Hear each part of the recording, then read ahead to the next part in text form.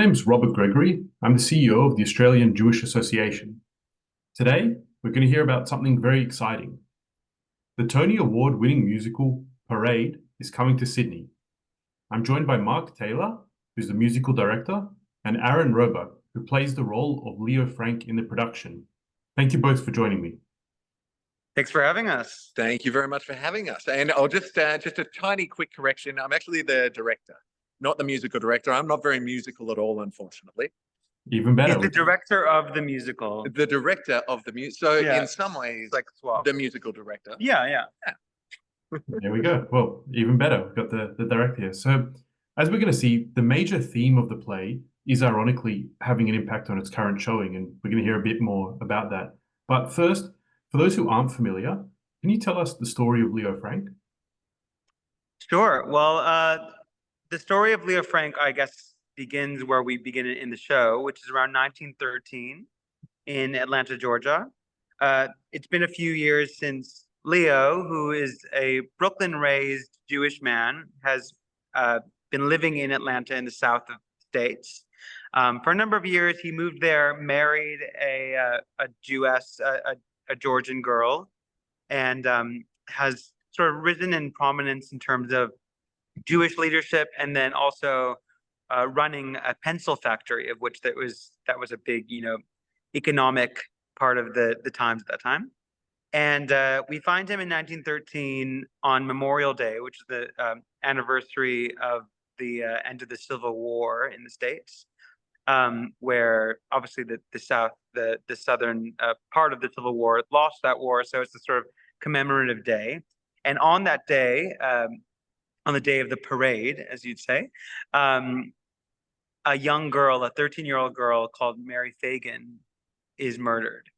And what eventually happens as part of the story of the show is that Leo, amongst other people, are suspected of the murder. And eventually, at the end of Act 1 in the show, Leo is found guilty of the crime.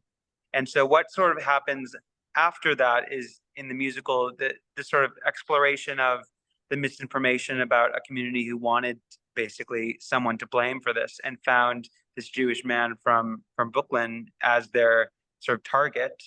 How that is tried and attempted to be corrected, with help from Leo's wife, who he sort of sees value in for the first time through this story, and help from a few politicians who see the need for justice. And yeah, so it's over the course of about 2 years that he remains in jail, and how that sort of plays out in this community is the story this musical is sort of exploring. Yeah. And it was a dramatic miscarriage of justice that Leo was convicted of this crime to begin with, found guilty, and then sentenced to death by hanging. And thankfully, because of the support of his wife and these politicians, they ended up having enough evidence to suggest that the trial was corrupt, and that there were enough doubts in their mind to commute his sentence to a life sentence as opposed to death by hanging. But that wasn't enough for the Georgian community. There was nothing that could be said that would convince them that he was innocent. And so they took it in their own hands to then travel to the prison farm where Leo Frank was.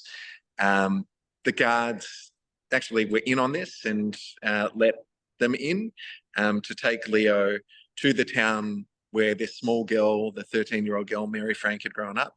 And they lynched Leo Frank.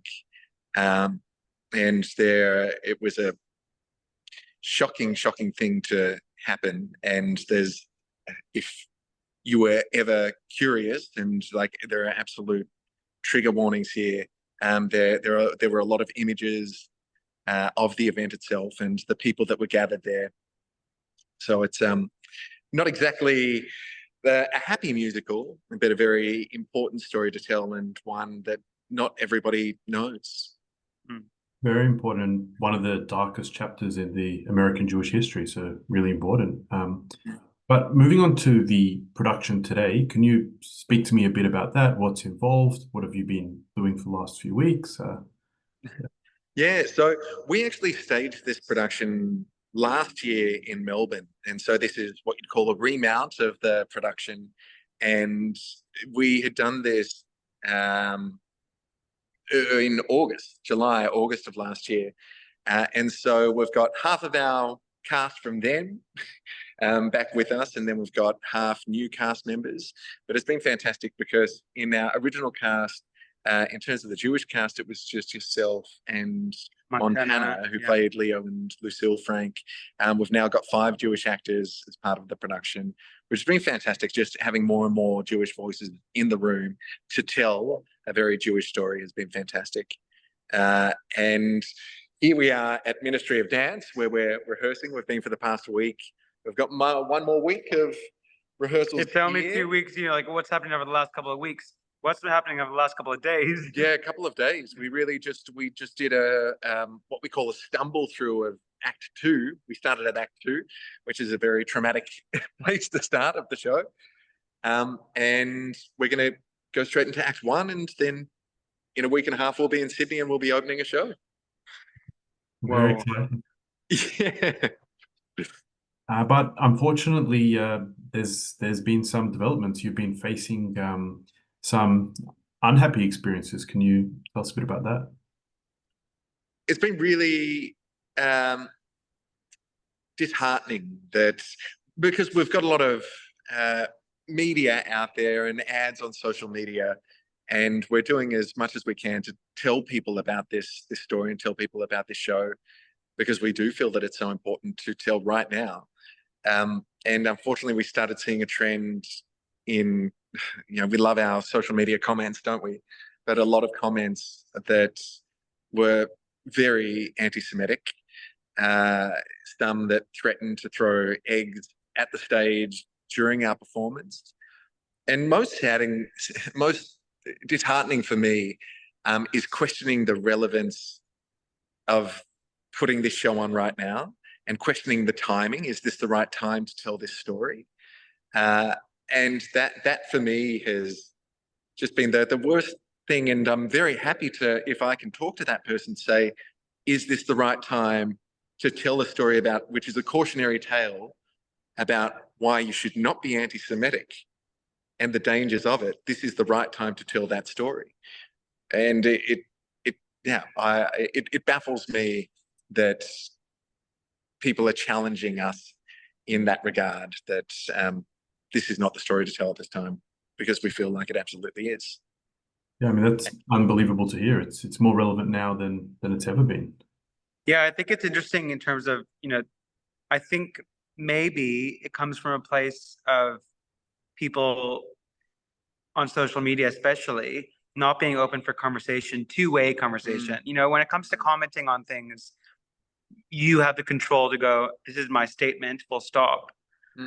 Whereas it's been really apparent in all these rehearsals and preparation for the show that this show is a conversation starter. Yeah. It's supposed to prompt people, even if, from different points of view, when it comes to lots of different ideas that are brought up in the show, that they're willing to engage with this story and engage with how it makes them feel, and talk to other people about that. So yeah, Mark's totally right. The timing is intentional. It's not something that is backing away from the relevancy. Art should be relevant, and that's why it's put on. So it is disheartening to hear that some people aren't taking this opportunity to have that conversation. They're taking the opportunity to sort of stop it. And this story we always talk about, it deals with a lot of grey areas of humanity and of life, that everything isn't black and white. And I guess the thing that I'm constantly reminded about when I see comments like that is how much we want it to be black and white, how much we want the world to be that black and white, but we play in such a grey area. And I think that the more that we acknowledge that as we get older, the more I acknowledge it as I get older, the more I feel like I can engage in great conversations with people. Well, it sounds like those making the comments are the ones who would benefit the most by attending the show. So, Yeah, the irony is real. And that's so much a part of it because this is a very Jewish story, but the audience should not just be a Jewish audience. This like you, Jewish people should not be the people responsible for stopping anti-Semitism in the streets. Yeah. Like this needs to be experienced by people outside of the community as well. And so you're right. Like they are the people that, and I engage with them because I love a tricky conversation. And so on social media, I'll comment and just try and get into a dialogue. But unfortunately, we know what happens when someone just has that war mentality of win, win, win. it doesn't lead to good results. No.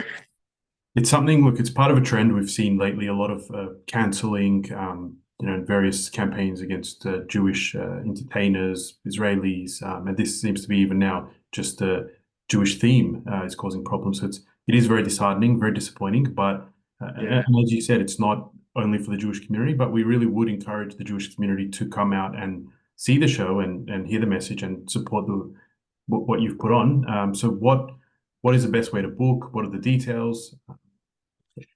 Well, we're going to be at the Seymour Centre, the Everest Theatre in the Seymour Centre in your Sydney. What suburbs? It's in Chippendale. It's Chippendale. part of the Sydney Uni campus. So it's around Sydney there. University. Yeah.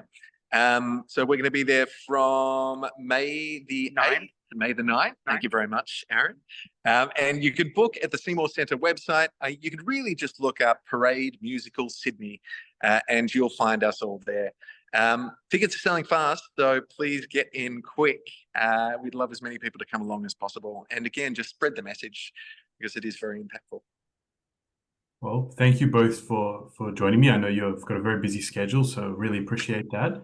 And I would again encourage everyone in the community to come out and see the show. We'll also post the details on our social media and to our email list. And as you've really emphasized, the theme is more relevant today than ever. So thank you so much both for joining me and wishing you a great show. Thank you, Robert. Thank you so much.